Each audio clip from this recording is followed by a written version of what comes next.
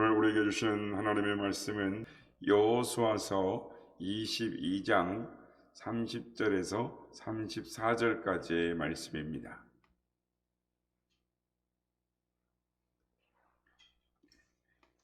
여호수아서 22장 30절에서 34절까지의 말씀을 교독하시고 마지막 절은 합독하시겠습니다.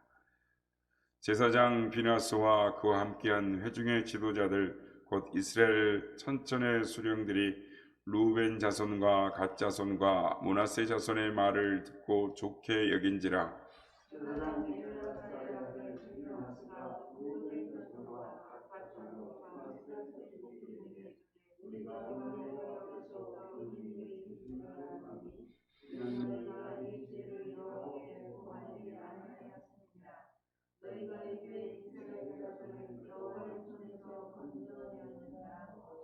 제사장 엘르아살의 아들 비나스와 지도자들이 루벤 자손과 갓 자손을 떠나 길앗 땅에서 가나안 땅 이스라엘 자손에게 돌아와 그들에게 보고하며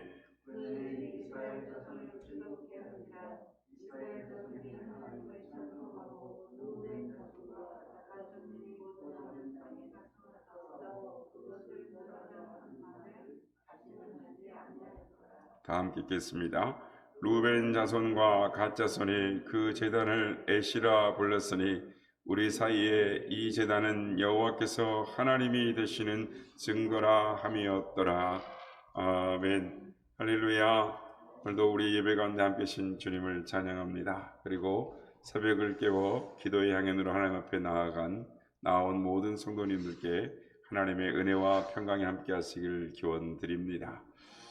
많은 사람들은 이 자신을 냉철하고 이 객관적이다라고 평가를 합니다. 즉 자신은 개인적인 감정에 치우치지 않고 현실을 정확하게 이해한다라고 생각합니다. 그래서 자신의 판단은 정확하고 틀림이 없다라고 큰 소리를 칩니다.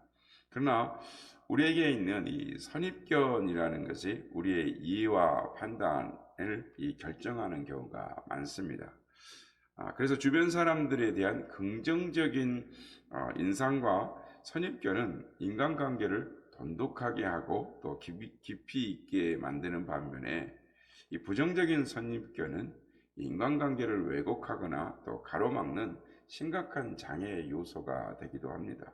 결국 우리 인간관계가 치유되고 성장하려면 무엇보다도 우리 마음속에 깊이 뿌리내린 이 잘못된 선입견의 문제를 해결해야 하는 것입니다. 어떻게 하면 이 잘못된 선입견을 해결할 수가 있을까요? 오늘 이 시간에는 이 가나안 정복을 마치고 요단강 동편으로 돌아가는 이 루벤 지파와 갓 지파와 므낫세 반 지파, 즉 세 지파와 즉 요단강 서쪽에 남아 있는 이 일곱 지파, 그러니까 아홉 지파 반의 사람들과의 이 갈등의 이유와 또 어떻게 그 문제를 해결했는가를 살펴보므로 이 교훈을 받고자 하는 것입니다. 여러분, 어떤 문제의 신기가 불편하고 감정이 상했다면 어떻게 하는 것이 좋을까요? 그럴 때는 먼저 감정을 낮추고 예의를 갖추는 것이 중요합니다. 요단강 서편의 이 전투와 이스라엘 12지파의 땅 분배가 모두 끝나자 여호수아는 요단강 동편에 있는 지파들을 불러서 이 성소가 있는 실로에 모아서 여호수아는 우선 이들이 모세와 했던 약속을 잘 지켰다라고, 너희들이 덕분에 전쟁이 잘 끝났다라고 칭찬을 하고, 또 그들의 땅으로 돌아갈 때에 하나님의 말씀을 성실히 지킬 것을 말하면서 하나님을 사랑하라고 말하고, 또한 빈손으로 돌려보내지 않고 막대한 이 선물을 줍니다. 그러니까 굴이라든지 그 당시 귀했던 쇠, 그러니까 철기 시대 막 처음 시작하는 시기이기 때문에 철이 금과 같이 귀한 시대였는데 쇠와 구리와 이 금, 이 많은 물건들을 보내게 됩니다. 그런데 그들이 돌아가는 길에 뜻밖의 사건이 발생을 합니다. 그것은 그들이 요단강 강변에 건너자마자 그쪽에 재단이다, 큰 재단을 쌓은 것입니다. 그리고 이 소식은 요단강 서편 지역에 사는 지파들 사이에 급속히 퍼졌습니다. 그래서 서편 지파들은 이 소식을 듣자마자 이것을 배교다, 즉 하나님을 버리고 다른 신을 섬기는 행위다라고 단정을 짓습니다. 그래서 이 동편 두 지파 반을 단죄하고 엄히 처벌하기 위해서 이스라엘 백성들이 성소가 했던 실로에 모여서 이스라엘 백성들, 그러니까 두 지파 반과 전쟁을 벌일 각오를 다집니다. 조금 전까지만 해도 서로 칭찬하고 축복했던 동족들끼리 순식간에 전쟁을 벌여야 할 대적이 되고 만 것입니다. 그런데 여러분, 이 사건의 이 근본적인 문제는 단순히 이 동편 지파들 두 지파들의 이 반의 이 의심스러운 행동이 아니었습니다. 이 사건의 본질적인 이유는 서편 지파들이 동편 지파들을 믿지 못했기 때문에 벌어진 사건이었습니다. 다시 말해서 서편 지파들의 마음 밑바닥에는 동편 지파들에 대한 강한 불신감이 있었다라는 것입니다. 만일 서편 지파들이 동편 지파들을 진정으로 신뢰했더라면 이런 식으로 조급하게 판단하고 행동하지는 않았을 것입니다. 오히려 부정적인 소식이 들어올지라도 에이, 그럴 사람들이 아니야 라고 이렇게 일축하거나 정의심스럽더라면 조금 조심스럽게 직접 물어봤을 것입니다. 이러저런 안 좋은 소문이 들리던데 도대체 무슨 일이 있었던 건가 하면서 물어보았을 것입니다. 하지만 서편 지파들의 마음속에는 동편 지파들에 대한 이 불신감이 팽배했기 때문에 그들은 앞뒤를 제쳐놓고 전쟁 준비부터 서둘렀던 것입니다. 이 사건은 한번 부정적인 선입견이 들어오면 그 선입견을 근본적으로 뿌리 뽑는 것이 얼마나 어려운 일인가를, 힘든 일인가를 보게 되는 것입니다. 이 선입견이 언제부터 생겼느냐면 이 동편 지파들이 요단강 동편에서부터 삶의 터전을 마련하겠다고 요구할 때부터 이미 서편 지파들은 동편 지파들에 대한 이 감정에 앙금이 생겼던 것입니다. 그러니까 원래 하나님께서 모세에게 주시겠다고 했던 약속의 땅은 요단강 서편 지역에 있던 땅이었는데 동편의 땅을 보고 나서 좋다고 그것을 달라라고 요구했을 때 서편 쪽에 다른 9지파 반이 봤을 때 얼마나 저 사람들이 얄밉고 미웠겠습니까? 하나님의 말씀보다는 자기들의 이익을 챙긴다고 생각했을 것입니다. 하지만 세월이 많이 흘러서 오늘의 말씀의 상황은 동편 지파들이 앞장을 서서 건너가서 서편 지파들이 땅을 차지할 때까지 목숨을 걸고 싸운 이후의 일이었습니다. 즉 서편 지파와 동편 지들 사이에는 단순한 막연한 민족 사랑 정도가 아니라 함께 생명을 걸고 생명을 내놓고 전쟁터에서 싸웠던 군인들만 공유하는 끈끈한 지난 전후의 사랑 같은 것이 쌓여 있어야 하는 상황이었습니다.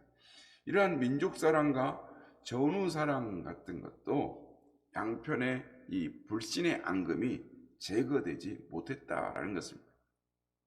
하지만 다행히도 전쟁이 터지기 전에 이 서편 지파들이 냉정을 되찾습니다. 그래서 곧장 요단강을 건너가서 전쟁을 벌이기보다는 제사장 비누아스와 10지파의 영향력 있는 대표자들 10명을 사절단으로 뽑아서 요단강 동편으로 보냅니다. 그런데 서편 사절단들은 동편 지파들을 보자마자 다짜고짜 그들을 야단치기 시작했습니다. 오늘 보면 16절의 내용을 보면 너희가 어찌하여 이스라엘 하나님께 범죄하여 오늘 여호와를 따르는 데서 돌아서서 너희를 위하여 제단을 쌓아 너희가 오늘날 여호와께 거역하고자 하느냐라고 합니다. 그리고 그들은 이 도발적인 이야기를 합니다. 19절입니다.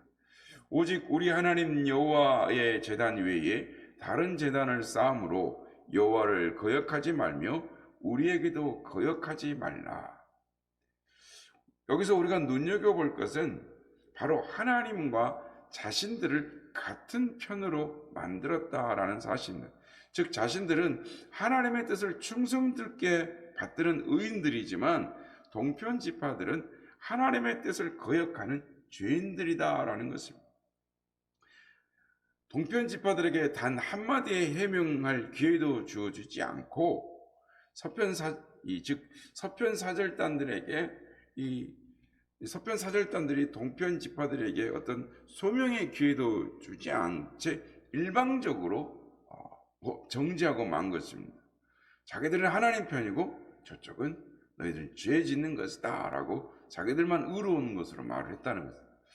이런 언행은 이 동편 지파들이 참기 힘든 무례한 언행이고 모욕이었습니다. 최근 우리나라 나의 정치권을 비롯한 사회 곳곳에 소모적인 이 다툼과 분쟁으로 이 몸살을 앓고 있습니다.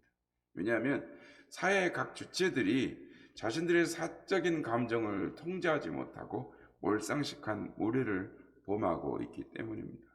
아무리 격렬한 논쟁을 벌일지라도 예의와 상식을 지키면 유익한 결과를 이끌어낼 수 있는 법입니다. 하지만 서로의 상식과 예의를 지키지 않으면 논쟁을 위한 논쟁, 말꼬리 잡기를 위한 논쟁, 무조건 우겨대는 논쟁만 남아있을 뿐 마지막에는 아무런 유익한 성과를 거둘 수가 없습니다. 그리고 그렇게 비상식적이고 무리한 논쟁과 다툼만 일삼다 보면 결국은 자기들도 모르게 자충수를 두게 되고 스스로 추락하게 되고 마는 것입니다. 예전에 저는 이 케이블 TV를 통해서 영국 국회가 논쟁하는 것을 한번 본 적이 있습니다. 영국에는 양당제가 즉 주요한 두 개의 정당들이 이 국회를 주도하는 제도가 이렇게 확립되어져 있는데, 그래서 영국 국회에서는 두 정당의 의원들이 서로 마주보면서 논쟁을 하게 돼 있습니다. 양쪽이 서서 이렇게 논쟁을 하는데, 근데 이 영국 의원들은 격렬한 말다툼에도 예의를 지킬 줄 압니다. 한쪽에 이 대표가 나와서 자신의 주장을 펼치고 들어간 후에야 이 다른 당의 대표가 나와서 자신의 주장을 펼치는 것입니다. 그래서 한꺼번에 양쪽에 한꺼번에 나와서 소리를 지르는 경우는 극히 드문 것입니다. 툭하면 멱살 잡고 이 빠르로 국회문을 뜯어내는 그런 우리 국회와는 얼마나 다른 모습을 보이는지 모릅니다. 이처럼 우리는 어떤 상황에서도 자신의 감정을 통제하고 예의를 지키기 위해서 최선을 다해야 하는 것입니다. 상대방의 이성을 잃고 이 추태를 부린다고 해서 우리도 그 분위기에 함께 휩쓸리면 마지막에는 우리도 역시 상당한 책임을 져야 하며 서로의 마음 밑바닥에 깔린 이 부정적인 선입견은 더욱 커지게 된다라는 사실을 우리는 분명 기억해야 하는 것입니다. 그런데 오늘 본문을 보면 이처럼 일방적인 모욕을 당한 동편 지파들은 의외적으로 신사적이었습니다. 그들은 우선 하늘의 하나님께 자신들의 결백함을 호소합니다. 오늘 보면 22절, 23절을 보면 전능자 하나님 여호와, 전능하신 자 하나님 여호와께서 하시나니 이 일이 만일 여호와를 거역함이거나 범죄함이거든 주께서는 우리를 구원하지 마옵소서, 여호와는 친히 벌하시옵소서라고 합니다. 그리고 그들은 자신들이 그토록 이 커다란 제단을 쌓은 이유를 서편사절단들에게 차분히 설명을 합니다. 우리에게 한 가지 걱정이 있는데, 세월이 한참이 흐른 후에 혹시라도 당신들의 자손들이 우리 자손들에게 너희를 하나님의 백성으로 인정할 수가 없다. 왜냐하면 하나님이 주신 영역의 범위 밖에 살고 있는 거잖아요. 그래서 하나님의 성소에서 꺼져버려라, 하나님과 기업과 상관없다라고 말한다면 그럼 우리 자손들이 마음에 커다란 상처를 입고 결국은 하나님을 떠나게 될 것이 아닙니까? 그래서 우리는 한 가지의 물증을 만들고 싶었습니다. 그리고 고심과 논의를 거친 끝에 우리는 하나님의 성소에 있는 제단의 모양과 동일한 모양을 세워서 우리도 당신들과 동일한 하나님을 섬기는 증거로 삼아야겠다고 결정했습니다. 그러면 우리는 이 제단에서 어떤 제사를 또 드릴 생각이 없습니다. 하나님을 떠날 생각은 결단코 더구나 없습니다. 다만 우리는 그 제단을 우리와 우리 자손들을 위한 증거물로 세웠을 뿐입니다 라고 말합니다. 여기서 우리는 이 서편 지파들처럼 동편 두 지파 반의 지파에게도 이 불신감이라는 부정적인 선입견이 있음을 알게 됩니다. 하지만 이 이들이 가진 이 불신감한 성격과 내용이 조금 달랐습니다. 서편 지파들은 이 동편 지파들의 온전한 신앙, 그러니까 이들이 하나님을 섬기지 않는다라는 그들의 신앙을 믿지를 못했다면, 서편 지파들은 그래서 서편 지파들은 의심의 여지가 보이자마자 동편 지파들을 향해서 불같은 분을 내었다면, 반면에 동편 지파들은 서편 지파들의 인격을 믿지를 못했습니다. 즉, 서편 지파들이 언제라도 동편 지파들에게 절교의 선언을 할 수 있다라고 생각했던 거예요. 그러니까 너희하고 우리하고는 하나님하고 상관없어 라고, 너희는 우리 기업이 아니야 라고 절교할 것 같은 인격을 믿지를 못했다라는 거죠. 그러니까 일방적으로 이 절교선을 당하게 되면 동편 지파들이 하나님의 성소로 나아가는 이 복과 은혜의 길이 막히게 될 것입니다. 그래서 그들은 이 자신들도 정통성에 있는 하나님의 백성임을 증명할 증거물을 얻고자 했던 것입니다. 결국 이 모든 소동은 이 서로의 밑바닥에 깔려있는 이 감정을 이해하지 못한 데서부터 시작됐던 것입니다. 따지고 보면 이스라엘 백성들은 서로가 다 하나님의 복받는 백성이 되고자 해서 양쪽 모두가 그런 최종적인 목표를 가지기 위해서 벌어진 사건이었습니다. 하지만 서로의 이 마음 밑바닥에 깔려있는 부정적인 선입견들이 양쪽의 관계를 사실상 무너뜨리고 말았던 것입니다. 성도 여러분, 우리 일상의 생활에서 일어나는 대부분의 분쟁과 다툼은 각자의 이해력이 부족하기 때문에 벌어지는 사건이 아니라 서로의 감정이 상했기 때문에 일어나는 현상인 것입니다. 예를 들면 사춘기 청소년들은 자신들의 철없는 행동이 정말 옳다라고 생각해서 부모님에게 또 주변 사람들에게 대드는 것일까요? 부부싸움을 할 때 각자 자신에게 문제가 있음을 알고 있으면서도 끝까지 자기 주장이 옳다고 버티는 이유가 무엇일까요? 정치인들이나 학자들이 자신의 논리에 허점이 많다라는 것을 뻔히 알면서도 끝까지 핏대를 세우며 억지 논리를 펴는 이유가 무엇일까요? 이것들은 모두 상처 입은 감정 때문입니다. 서로의 상처 입은 감정을 어루만지지 않는 이상 논리 정연한 설득이나 고압적인 으름장은 소용이 없는 것입니다.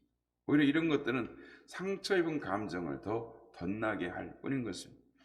현재 우리 사회의 지성과 교양이 예전보다 훨씬 더 높아졌음에도 불구하고 오히려 이전보다 더 격렬한 논쟁과 분쟁이 생기는 것은 이 점을 무시하기 때문인 것입니다. 그래서 오늘 본문을 보면 일단 동편 지파들에 대한 오해가 풀리자 제사장 비느하스의 서절단은 뒤늦게라도 동편 지파들의 상처난 감정을 어루만지기 시작했습니다. 오늘 보면 31절 중반절부터 보면 우리가 오늘 여호와께서 우리 중에 계신 줄 아노니 너희가 이제 이스라엘 자손을 여호와의 손에서 건져내었느니라 라고 합니다. 이 말이 무슨 말이냐면 이스라엘 백성들이 전쟁을 해서 이스라엘 백성들이 서로 파멸하게 되는 그러한 사건을 막아서게 된 것은 당신들 때문입니다. 두 지파 반 때문입니다 라고 그들 공로를 동편 지파들에게 돌렸던 것입니다. 비록 서편 사절단들이 동편 지파들에게 자신들의 섣부른 판단과 무례함에 대해서 공식적으로 사과를 하진 않았지만 사실상 그들에게 공로를 세우고 칭찬하는 것 속에 그들 마음속에 미안한 마음이 충분히 녹아져 있었던 것입니다. 그래서인지 이 동편 지파들도 이 소동에 대해서는 아무런 항의를 하지 않는 것을 보게 됩니다. 이처럼 사건이 잘 마무리되자 서편의 사절단들은 곧장 요단강을 건너가서 서편 지파들에게 자초지종을 자세히 설명합니다. 그리고 그 결과 모든 오해를 풀고 기뻐하며 하나님을 찬양합니다. 오늘 본문 33절 말씀입니다. 그 일이 이스라엘 자손을 즐겁게 한지라. 이스라엘 자손이 하나님을 찬송하고 루벤 자손과 갓 자손이 거주하는 땅에 가서 싸워 그것을 멸하자 하는 말을 다시는 아니하였더라라고 말씀합니다. 마침내 제사장 비느하스와 사절단은 동편 지파들의 상처난 감정을 어루만지고 그들의 입장을 서편 지파들에게 잘 설명함으로써 이스라엘 백성들을 하나로 만드는 평화의 사절단들이 되었던 것입니다. 성도 여러분, 이처럼 우리 그리스도인들은 어디를 가든지 화평하게 만드는 자들이 되어야 하는 것입니다. 사악한 의도를 가지고 이간질하는 사람들은 다른 사람들에 대한 장점과 미덕은 무시하고 그들의 단점과 허물만을 잔뜩 부풀려서 마구 퍼뜨리는 것을 보게 되는 것입니다. 하지만 우리 그리스도인들은 다른 사람의 단점과 허물은 사랑으로 덮어주고 부족한 부분들은 감싸주고 또 다른 사람의 장점과 미덕은 이 과정을 해서라도 크게 선전해주고 그들을 칭찬해야 하는 것입니다. 이 과정을 통해서 사람들의 상처 입은 감정은 치유되고 또 그들의 마음 밑바닥에 깔린 부정적인 선입견들은 녹아내리게 될 것입니다. 바라기는 이 자리에 있는 우리 모두가 또한 우리 선한 이웃의 지체들이 우리 사회의 아픈 상처들을 보듬고 또한 선입견들을 또 녹아내리게 하는 그런 치유하는 평화의 도구가 되는 그런 우리의 믿음의 식구들이 다 되시기를 예수님의 이름으로 축복합니다.